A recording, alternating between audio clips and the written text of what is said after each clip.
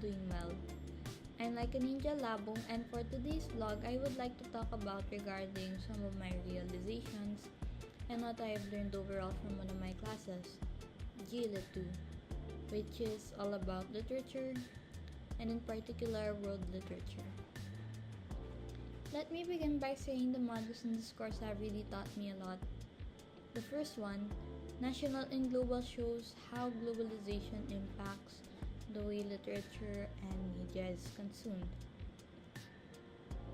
It's evident that in present society, we have more access to world literature. And while some can think of this as a bad thing, and they might not connect much to these stories as it caters to a more broader audience, I think it's the opposite. Now, this module tackles works like Vision Out of the Corner of One Eye by Luisa Valenzuela. While the author is Argentinian and is of different nationality, there is still a universal message shared that we can relate to. Like in this case, how the story shows a critique of society from a feminist perspective through a woman's experience of sexual assault, which I and others can possibly relate to as fellow women. There is also the short film Bao by Dao Michi, a Chinese Canadian, whom was able to express in their work the issues, concerns of immigrants or mixed-race individuals. While these experiences are not mine, I am still able to sympathize and connect with the emotions they were trying to convey. With this, it can be said that local narratives cannot be erased due to the uniqueness of one's lived experiences. Also, as stated by David Damrosch in World Literature National Context, these narratives can be interpreted differently according to the person reading it. After all, it's not bound to a specific narrative. Nevertheless, there are aspects to a work that make it authentic to one's own cultural experience.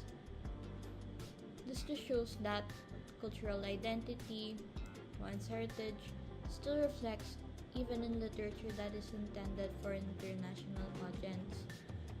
So it's important that we be proud of one's own and that we show appreciation towards our roots.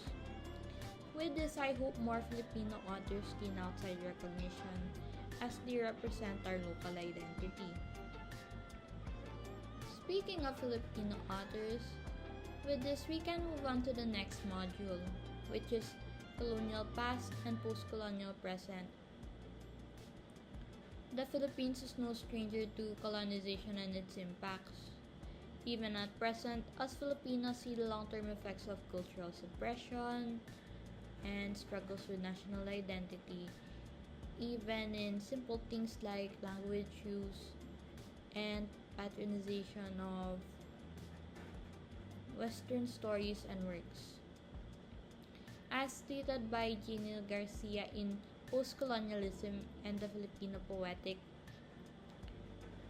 we might no longer be able to reclaim our pre-colonial past, but we can still learn from it. Studying post-colonial literary works, whether in Tagalog and English, therefore is crucial for us to better comprehend the effects of colonialism and of nationalism in shaping Philippine society and in extension, its literature. With this, as stated in the video, An Introduction to Post-Colonial Theory, one should broaden their horizons and allow themselves to view literature through ways where authors from those colonized or exploited communities are able to celebrate their culture through the unique stories they share after being silenced for so long. This is why in The Danger of the Single Story by Chimamanda Adichie, they state how there are little stories about their African roots and how it negatively impacted their writing.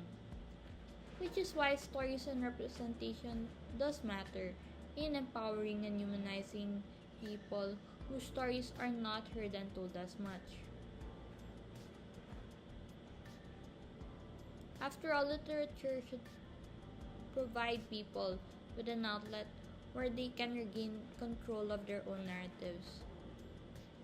And it's about time that anyone, regardless of power and status, are given the opportunity to tell their stories loud and proud. This brings us to the third and final module, Mind, Body, and Desire. And unlike the first two modules, it examines literature in a more personal and intimate level, with how these three are all interconnected and with how it affects one's behavior, which is seen through how certain works are written. One of the materials that struck most with me was the Vagina Monologues by Vensler, which showed how there should be nothing to be ashamed of when talking about sex and the body in a casual manner through media, especially amongst women. Our bodily desires are natural after all, and can be talked about in more public spaces, more so in our modern times. There is also the musical Sunset Boulevard by Andrew Weber, which talk about the price of clinging on and obsessing over the past, as seen in Norma and Joe's relationship, and how we can also be hurt physically and mentally by our own desires. We can say something similar in the play Dear Evan Hansen, and now Evan's want for connection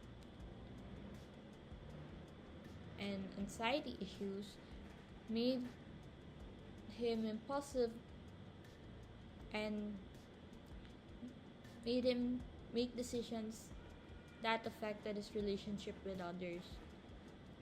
But that is what makes him and us humans, since we all make mistakes.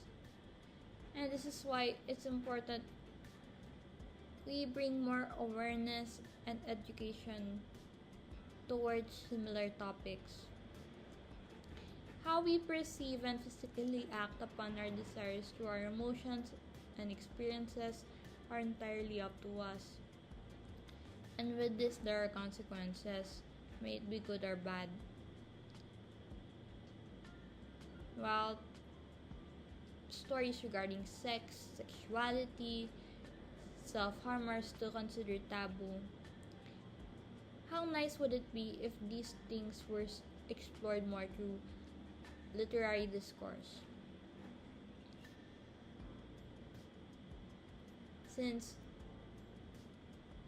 these stories are diverse and can differ for everyone, and it is through these stories that they can be acknowledged and expressed in a non-judgmental way. Aside from the modules that were mentioned, there are also classes and activities that I highly appreciated and gained some insights from. Now, while I'm aware of the elements of fiction before the course, it's a different thing if I were actually to apply it in actual writing. And I realize how a writer shapes their characters, make an impact on their storytelling.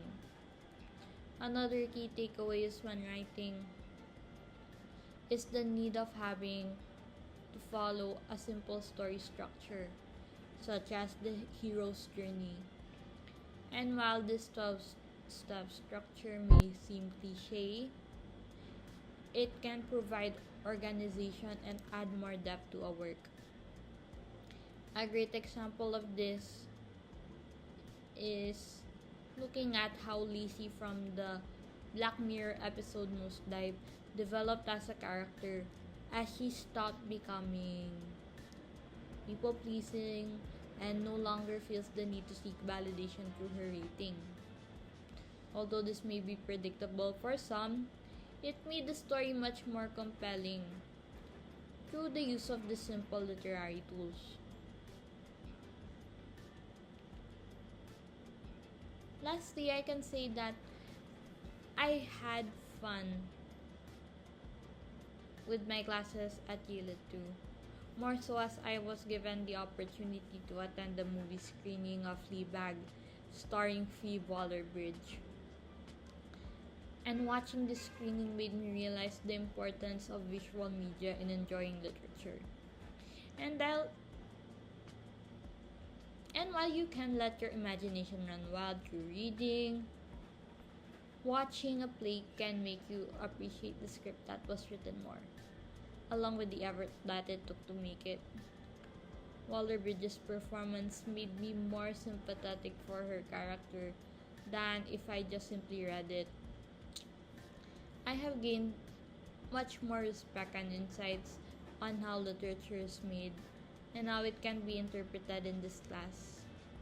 With this, I was able to be more thoughtful, empathetic, and how I should be more critical, as well as articulate my own thoughts better through the help of the lectures and materials used in this course.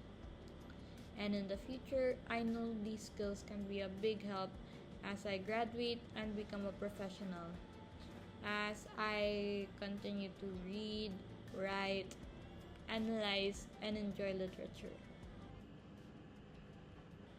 Well, this ends my video. I hope you enjoyed. Thank you everyone for watching and God bless.